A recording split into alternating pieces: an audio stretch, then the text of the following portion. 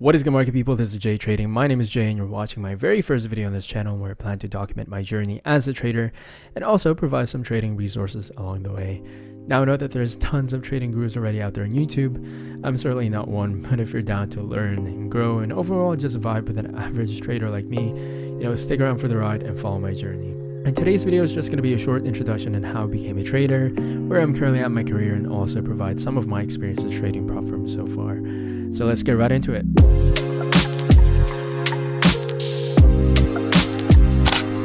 As I mentioned earlier, my name is Jay and I'm 26 years old. I've been in the markets for 4 years. By industry standards, that's a very short time. But I consider those 4 years as very much condensed in terms of the learning process and also trading different products and markets and overall just different assets out there. Currently, I'm a funded trader at 2 companies, TopStep and Elite Trader Funding. But before I became a funded trader, specifically a future trader, it was very much a long and an exhausting grind to get to where I'm at right now that I can easily divide into 4 phases.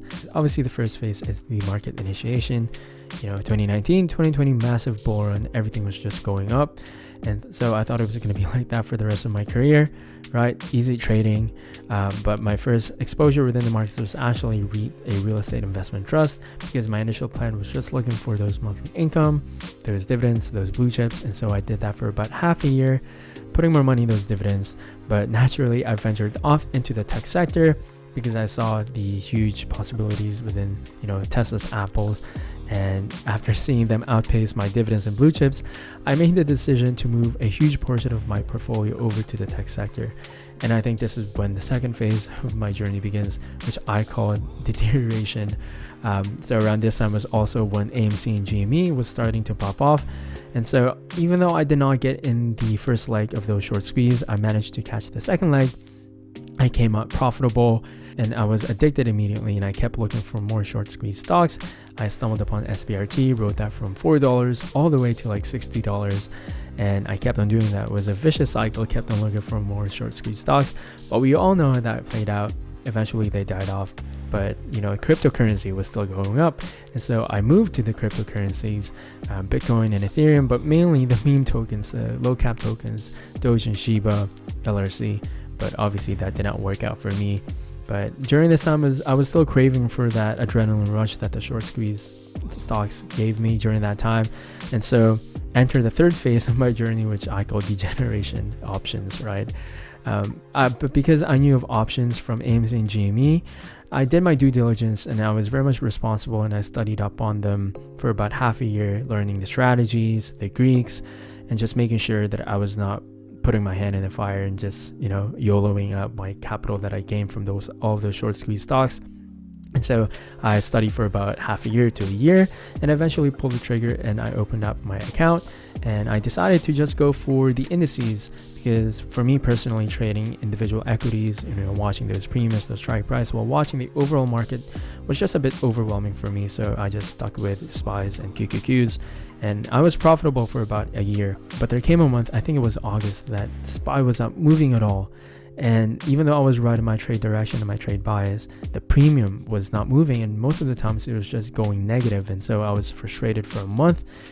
And after being frustrated for so long, I said enough is enough, and I went on looking for better alternatives, and I came across the futures market, and I did research on the futures similar to what I did with the options. I did that for about half a year, and I came across a YouTuber named Corbs, excellent professional trader, market psychologist. Essentially, his videos provided some insights on the futures market, and I came across a live stream he was doing around that time on prop firms and futures, right? And so I was interested right away because of the ability to gain a lot with such a small upfront cost and getting that capital with those companies. And again, I did more research on prop firms, and after doing my due diligence, I finally pulled the trigger, bought my first account, my evaluation account, which is a combine at TopStep.